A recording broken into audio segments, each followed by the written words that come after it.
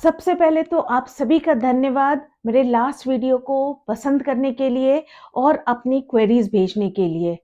मेरा last video जो कि कैंसर के बारे में था और जिसमें आपकी जो मैक्सिमम क्वेरीज मुझे मिली वो व्हीट ग्रास के बारे में थी। तो मुझे लगा क्यों ना एक ऐसा वीडियो बनाएं जिससे कि आपकी अधिक से अधिक मदद कर सकूं, मैं व्हीट ग्रास के बारे में आपको ज्यादा इंफॉर्मेशन दे सकूं। तो आज का ये वीडियो है व्हीट ग्रास के बारे में, उसको कैसे यूज करना है, कितना यूज करना है, कैसे ग्रो करना है और क्या क्या सावधानी बरतनी है। नमस्कार, मैं हूँ हीलर स्वाति कुमार और मेरे इस YouTube channel magical journey of healing में आप सभी का स्वागत है। व्हीट ग्रास, जैसा कि नाम से ही पता चलता है, व्हीट यानी गेहूं। जो गेहूं के छोटे छोटे पौधे होते हैं, पहले इसके इतनी साइंटिफिक वैल्यू लोगों को नहीं पता थी। बट अब जैसे जैसे बहुत क्रॉनिक डिजीजेस आ रही हैं, बहुत खतरनाक तरीके की बीमारियां हमारे सामने आ रही हैं, तो व्हीट ग्रास के बारे में लोगों ने स्टडी किया और इसको बहुत ही लाभदायक, बहुत बेनिफिशियल माना है। व्हीट ग्रास लगाने का तरीका आपको यूट्यूब में भी मिल जाएगा।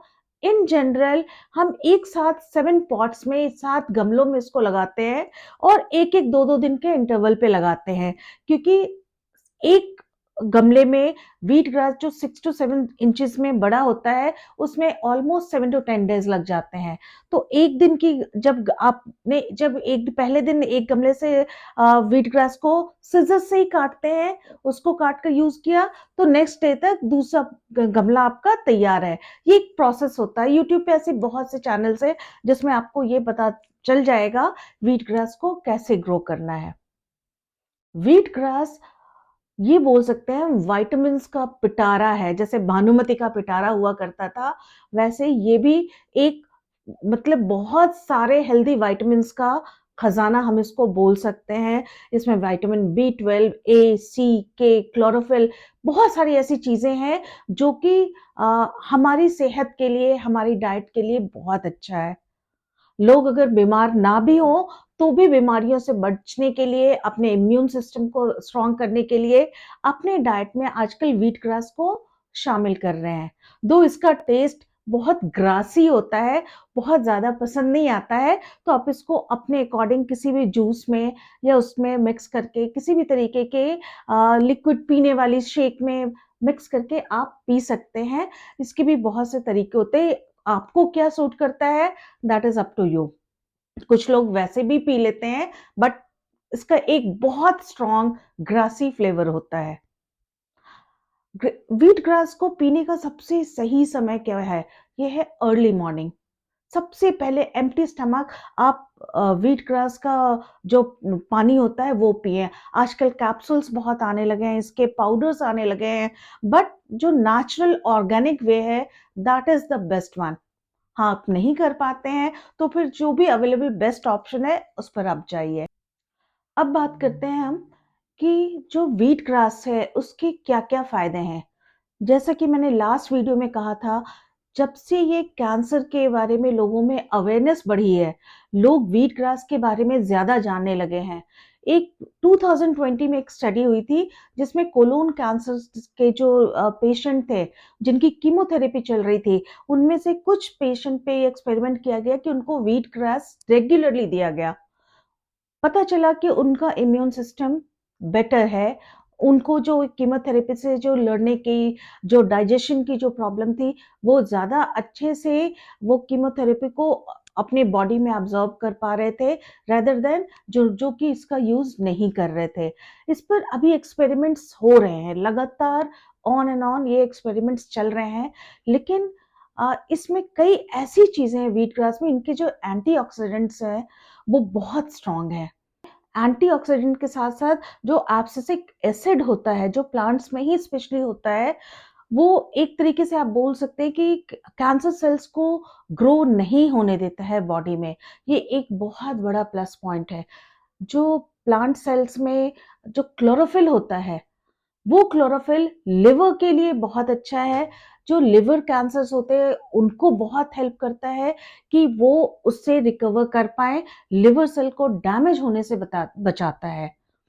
जो एंटीबैक्टीरियल कई प्रॉपर्टीज हैं जो कि इन व्हीट ग्रास में होती है। जो गैस्ट्रो इंटेस्टाइनल कैंसर है उसकी ग्रोथ भी नहीं होती है, उसकी ग्रोथ भी रुकती है अगर व्हीट ग्रास का रेगुलरली हम यूज करते हैं तो। अदरवाइज भी ऑल्सो अगर कैंसर ना हो then also it is very helpful. ये स्किन के लिए बहुत अच्छा होता है। हमारे जितने भी स्किन रिलेटेड डिजीज होते हैं इसमें डाइटरी फाइबर इतना ज़्यादा होता है कि इसको खाने के बाद, इसको पीने के बाद जब आप कंज्यूम करते हैं तो भूख नहीं लगती। तो कहीं ना कहीं इनडायरेक्टली ये वेट लॉस के लिए भी बहुत ज़्यादा हेल्पफुल है। लेकिन डेफिनेटली हम जब कुछ इसके प्लस पॉइंट जानते हैं तो हमें इसके माइनस पॉइंट्स भी पता होने चाहिए। हमें क्या क्या प्रिकॉशंस लेनी है। कई बार जब आप किसी नई चीज को शुरू करते हैं, ये व्हीट ग्रास हमारी कॉमन रूटीन में हम इसको यूज नहीं करते हैं, तो अगर आपने ये नई चीज शुरू की है तो इसकी क्वांटिटी को कंट्रोल में रखें। थोड़ा थोड़ा क्वांटिटी से आप इसकी शुरुआत करें, क्योंकि बिकॉज ये बहुत हाई फाइबर इसमें होता है। तो होता है इससे कई बार नॉजिया फीलिंग होती है, वॉमिटिंग वाली फीलिंग होती है। तो बिल्कुल लिमिटेड यूज से धीरे धीरे धीरे धीरे अपने डोज को बढ़ाएं। किसी भी तरीके की नए सप्लीमेंट अगर आप किसी डॉक्टर के ऑब्जर्वेशन के अंदर हैं, please inform your doctor before using this wheat grass substitute. क्योंकि और ये एक एड ऑन है, ये आप इसको मील की जगह मत यूज कीजिए। वेट लॉस के लिए कई लोग सिर्फ व्हीट ग्रास को पीकर ही सुबह चले जाते हैं।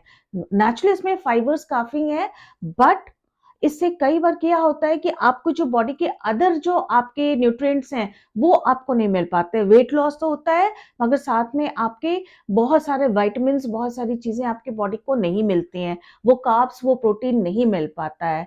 तो हमेशा इसकी लिमिटेशन से शुरू करें और इसको सब्स्टिट्यूट ना करें अपने मेन फूड से। कुछ लोग व्हीट नहीं खाते हैं, ग्लूटेन इंटॉलरेंट होते हैं, तो उनको तो व्हीट ग्रास बिल्कुल ही नहीं यूज करना है। कई बार हेडेक होता है, नोजिया होता है, कुछ स्किन रैशेस होते हैं। तो जब भी आप कुछ नया शुरू करें तो इन सारे सिम्टम्स पे जरूर आप अपना ध्यान रखें।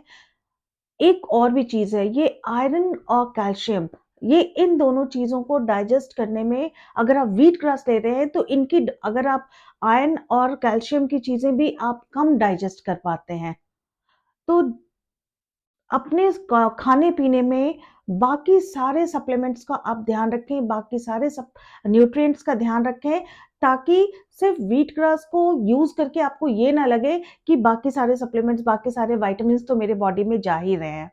छोटी छोटी चीजें हैं, ध्यान में रखें, स्टडी करें, अपने डॉक्टर को कंसल्ट करें। कई बार कुछ चीजें आपकी जो ऑन गोइंग मेडिसिन है उसके साथ मैच भी नहीं करती हैं। तो सारी चीजों को कंसिडर करके तभी कोई स्टेप ले और स्मॉल डोजेस में शुरू करें। That is my only advice. So आज के लिए बस इतना ही। फिर मिलेंगे हम एक नए वीडियो में एक नए टॉपिक के साथ। तब तक के लिए take care, good bye. Please like, follow and subscribe my channel. Thank you.